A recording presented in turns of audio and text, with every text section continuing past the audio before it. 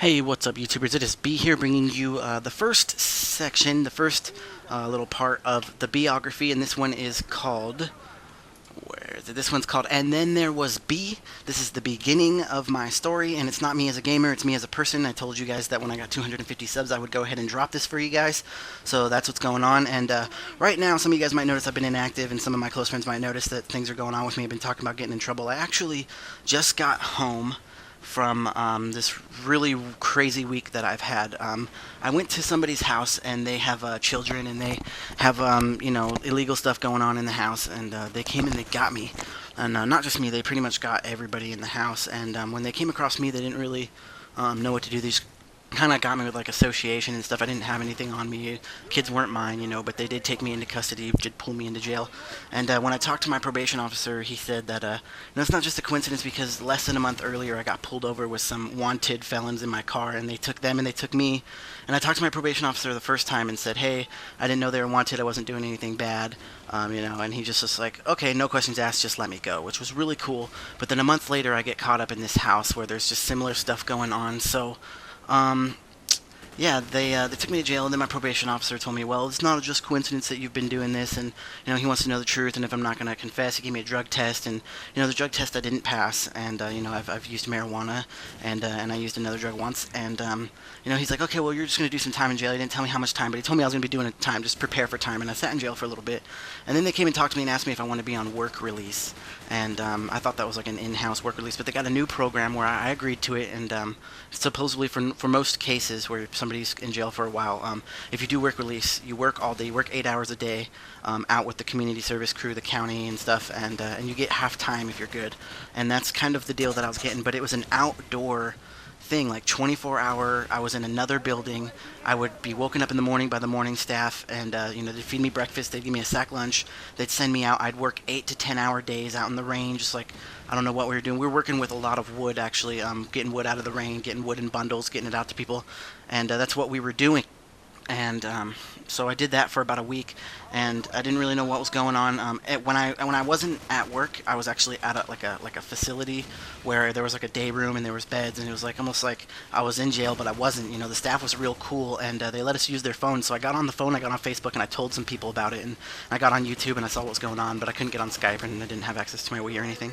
Anyway, I guess my wife talked to my probation officer and pretty much talked him into letting me out. So she came and got me out today, and I have some community service and stuff that I gotta do, but for the most part it's just a little slap on the wrist, but it's kind of an eye-opener, because the whole thing is that if I've been on probation for I had to have 3 years of probation after I got in trouble the first time, and it's been like 2.5. It's been a long time, and there's been no hiccups, there's been nothing.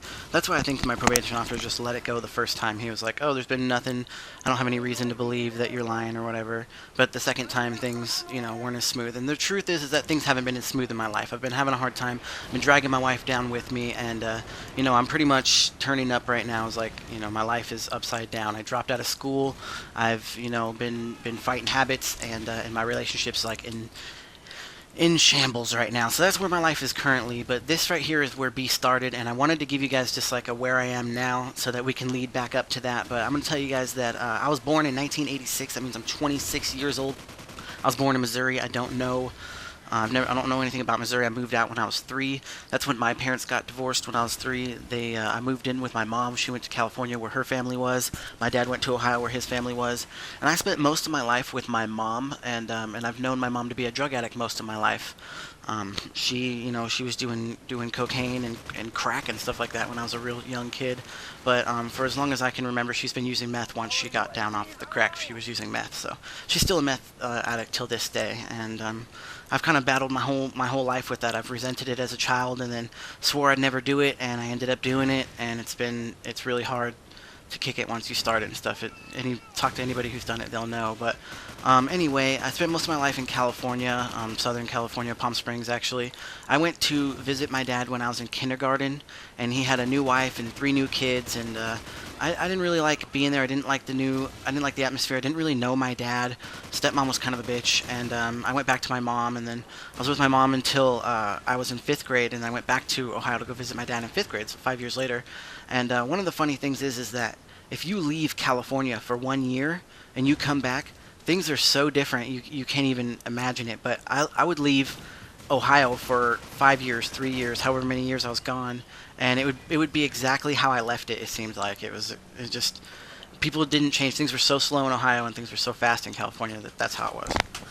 Anyway, living in California, I think I have an older brother who's 6 years older than me, and an older sister who's 5 years older than me, and they kind of fell into other things too. And I was always wanting to do what they were doing. So, when I came back from Ohio in 5th grade, I think I was going to 6th grade. Is what it was summer before 6th grade. When I got back, my mom asked me if I smoked pot, and I think what she was looking for is that if I said yes, then she was just going to let me, and if I said no, then she was going to enforce that I didn't. And I was kind of scared, and even though I wanted to say yes, I said no, and so I wasn't allowed to smoke pot in 6th grade. But it was done in the house all around me. My mom lived in a 1-bedroom apartment when I came back. She had her boyfriend in the apartment, and then in the living room she had 3 kids, which I don't know how old I was, 12 or whatever, but that made my brother 18. My sister's probably like 17. And that kind of is, and that's a lot of people just be cooped up in one area. I went to middle school, and I wanted to be like my brother. I'd watch him, I'd watch him buy drugs, I'd watch him use drugs, and I'd watch him sell drugs, and I knew that, I don't know, just with that environment, and that is my, role model or whatever. That's kind of what I wanted to do, and that's what I did. I used to sell pot in middle school, at school actually. And I kind of got in trouble there, but not red-handed. They just kind of knew. And I was just kind of a troublemaker in school all throughout anyway. So I was in this special class that we shared a room with the in-school suspension kids, and they called our class Opportunity. And we just were on a different scale. We couldn't be with the other kids for some reason. I was just a class clown. I don't really remember why I acted like that, but that's what I did. And that's pretty much how things went. In 8th grade, I had a girlfriend break up with me. I was pretty broken up over it. My sister, something happened to her, and spontaneously, I guess my grandparents were going to pay for us to move back up to Ohio to go see my dad. So we did that, and we surprised him at dinner, and he was pretty surprised to see us. I was like, I don't know, 8th grade. I had blue hair, piercings. I just was different. I was rebellious, and we surprised him. But to our surprise, we drove back to a mobile home, a trailer actually that he lived in. It was snowing really bad in Ohio, so it was a snowy, crazy trailer that he lived in by himself. And to our surprise, he had actually divorced my stepmom, moved out, didn't tell his parents, who moved us up there, and didn't tell us.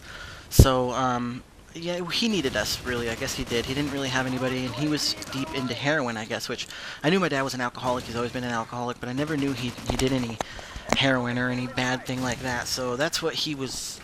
So you can imagine my life at that point being kind of crazy. I don't know. I mean, I never really knew my father. Even when I did go visit him, he was a donut man. He worked nights, he slept days, and I just pretty much had to deal with my step-siblings and my stepmom, which I kind of resented because I always felt like she treated me different from them, which I can understand now that I have kids and stepkids and stuff, which is not right, but it happens. But she didn't really do too bad of a job. Also, being white and from Southern California, and I was kind of like blue hair, kind of punk or whatever.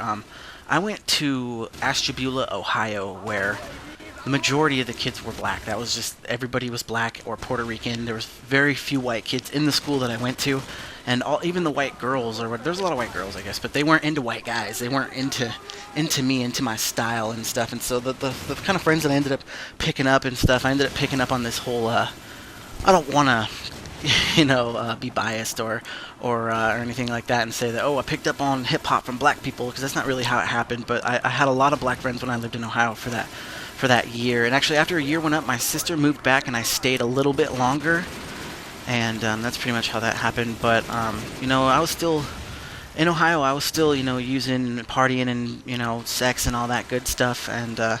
And I was just living it up, even though, I was just more about my friends and stuff. Family didn't really mean anything to me. I kind of knew my dad was a junkie, and it was kind of funny, my friends and stuff like that would say they seen him out driving around in the middle of the night looking for drugs or whatever. And that's why my my stepmom left him, actually, is because he was stealing from her and doing bad stuff, and don't really understand it at the time. But I think my time's running out, so I'm gonna go ahead and end it there.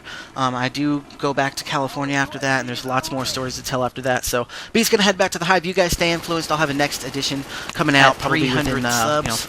That's my goal. So hopefully within a month or a half or so, you guys will be able to continue on with this story. I hope it was entertaining enough for you guys, and I didn't really give it, I just kind of did it, so hopefully that's good. And if you guys don't like it so much, maybe I'll try harder with my next edition and what exactly I'm going to say and entertain you guys. So let me know.